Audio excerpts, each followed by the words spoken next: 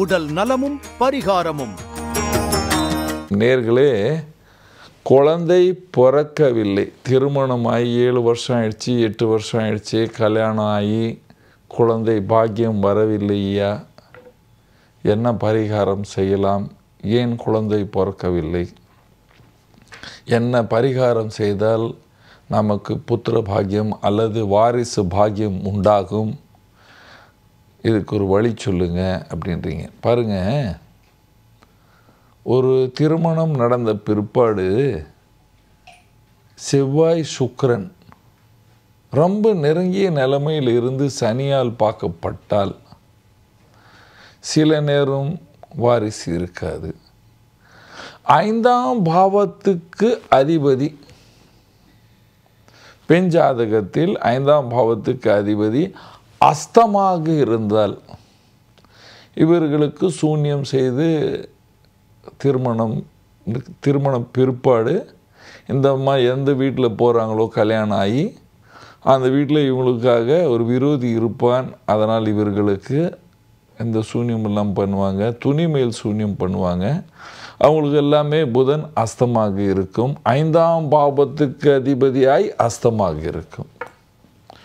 ஒரு ஆண் ஜாதகத்தில் 7ஆம் பாவத்தில் சனி புதன் சேரக்கூடாது. அது இம்பார்ட்டன்ஸையே கொடுத்து விடும், அதாவது ஆண் உறுப்பில் பிரச்சனையை கொடுத்து விடும். ஜாதகத்தில் சுக்கிரன் பலகீனமாக இருக்கும் பொழுது சூரியனுடன் அஸ்தமாகி 0 டிகிரிஸில் அஸ்தமாக 5 டிகிரிஸ் வரைக்கும் அஸ்தமாக இருந்தால் இவர்களுக்கு விந்தில் இருக்கின்ற XYயில் பிரச்சனை இருக்கும். சில பேருக்கு விந்தே இருக்காது, அதனால் இவர்களுக்கு வாரிசு இருக்காது. சில ஜாதகத்தில் இந்த தோஷம் இருக்கும் பொழுது இவங்களுக்கு நீட்டு பெட்ரூம் கிடைக்கும். அந்த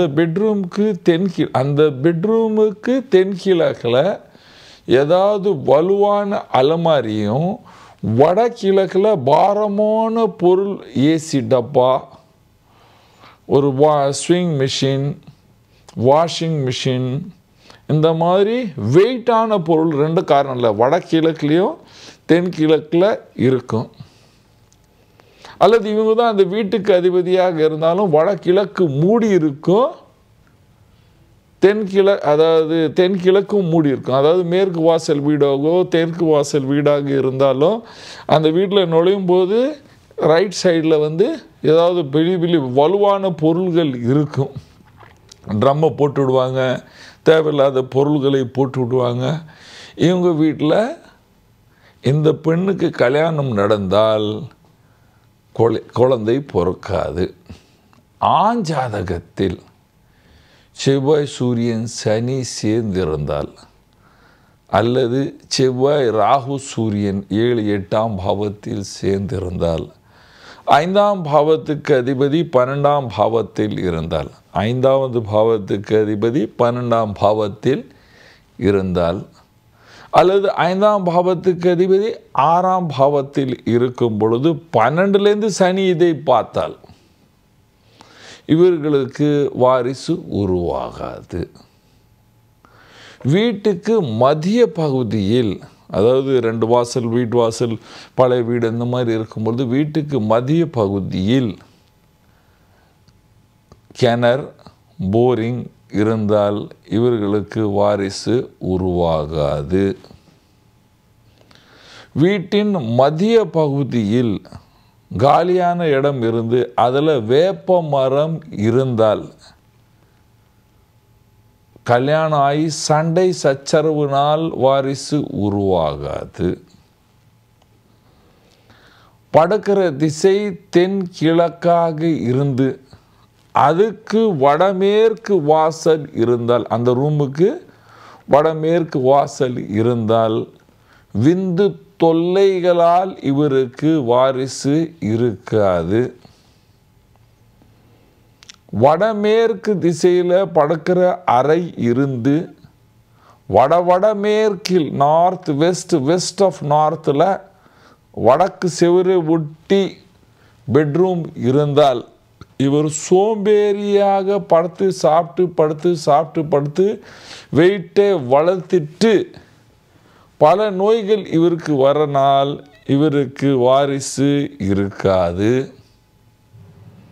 பெண் பாவம் என்று சொல்லுவோம். வடகிழக்கில் ரூம் இருந்து அதுக்கு தென்கிழக்கில் பாத்ரூம் இருந்தால் இவர்களுக்கும் வாரிசு இருக்காது. வீட்டுக்கு மத்திய பகுதியில் கிழக்கு மத்திய பகுதியில் கிணறு இருந்தால் சீக்கிரம் வாரிசு பொறுக்காது, ரொம்ப வருஷத்துக்கு அப்புறம் பொறுக்கும். ஆனால் அந்த குழந்தைக்கும் புத்தியில் பிரச்சனை இருக்கும். பூர்வ புண்ணிய தோஷம் 5வது பாவத்துக்கு அதி 6ஆம் பாவத்துடன் இருந்து அதை சனி பார்த்தால் அல்லது ராகு பார்த்தால் பித்திர தோஷம் உருவாகி இவர்களுக்கும் வாரிசு பிரச்சனை உருவாகும். 5ஆம் பாவத்தில் சனி சூரியனுடன் இருந்தால் அதை செவ்வாய் பார்த்தால் கர்ப்பப்பை கோளாறுனால் வாரிசு இருக்காது. இந்த மாதிரி பல ஆயிரக்கணக்கான காம்பினேஷன் ஆஃப் பிளானட் இருக்கின்றது. என்ன செய்தால் வாரிசு பொறுக்கும், என்ன பரிகாரம் செய்யலாம்? ஃபஸ்ட்டு வடகிழக்கையும் தென்கிழக்கை சுத்தமாக வைங்கள். ஆண் பெண் 2 பேரும் உங்களுக்கு இஷ்டமாக இருக்கிற தெய்வத்தை கும்பிடுங்க. ஒரு வாட்டி ராமேஸ்வரம் போய் கடலில் குளித்துட்டு அல்லது காசியில் போய் அங்கே ஆற்றுல குளிச்சுட்டு பகவான் சிவனை தரிசனம் பண்ணுங்கள். அல்லது ராமேஸ்வரத்தில் போய் தரிசனம் பண்ணுங்கள். அல்லது பைத்யநாத் கயாவில் போய் அங்கே குளிச்சுட்டு அங்கே பகவானை தரிசனம் பண்ணிட்டு வாங்க.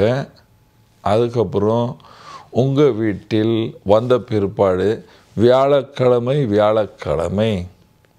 அரச மரத்து கீழே இருக்கிற விநாயகரை கும்பிடுங்க. அங்கே ஒரு தீபம் ஏற்றுங்க. உங்கள் ஊரில் தாமரை திரி கழித்தால், அதுக்காக தாமரை திரி தான் இருந்தால் தான் விளக்கு ஏற்றணும், அந்த தாமரை திரியுடைய விலை ஏற்றிடாதீங்க. ஒரு திரியை ஏற்றிட்டு தாமரை திரி இருந்தால் தாமரை திரி அல்லது சாதாரண பஞ்சில் ஒரு திரியை செய்து அங்கே ஒரு தீபத்தை விநாயகருக்கு ஏற்றுங்க. ஒரு சுற்று அரச மரத்துக்கும் விநாயகரை சுற்றி பிரார்த்தனை செய்யுங்க. இது பெண்கள் செய்ய வேண்டும். எப்போ செய்ய வேண்டும்? சாயந்தரம் 5:30 மணிலேருந்து 6:30 மணிக்குள்ளே செய்ய வேண்டும். இந்த மாதிரி செய்தாங்கன்னா கண்டிப்பாக வாரிசு உருவாகும். வீட்டில் நீங்கள் கிழக்கு திசையில் தலை வைத்து பழக்க வேண்டும். வீட்டுக்கு வடமேற்கில் மத்திய பகுதியில் பெட்ரூம் இருந்தால் ரொம்ப விசேஷமாக நல்லாவே இருக்கும். வீட்டின் வடகிழக்கை சுத்தமாக வைங்க. ஆண் அதாவது பையன் என்ன செய்யணும்? சூரிய பகவானை தினமும் கும்பிட வேண்டும். தண்ணீரை விட வேண்டும். ஆதித்ய ஹிருதய ஸ்தோத்திரத்தை படிக்க வேண்டும். நைட்டு படுக்கும் பொழுது ஓம் குருவே நமக இந்த மந்திரத்தை ஜபிக்க வேண்டும். வெல்லம் சாப்பிட வேண்டும். இந்த மாதிரி பண்ணால் கண்டிப்பாக தெய்வ அருளால் உங்களுக்கு நல்ல வாரிசு உருவாகும். நீங்கள் எல்லோரும் சந்தோஷமாகவும் சுகமாக வாழ்வீர்கள். நன்றி, வணக்கம். இது போன்ற ஆன்மீக வீடியோக்களை தொடர்ந்து பார்க்க கடவுள் டிவி யூடியூப் சேனலை சப்ஸ்கிரைப் பண்ணுங்க.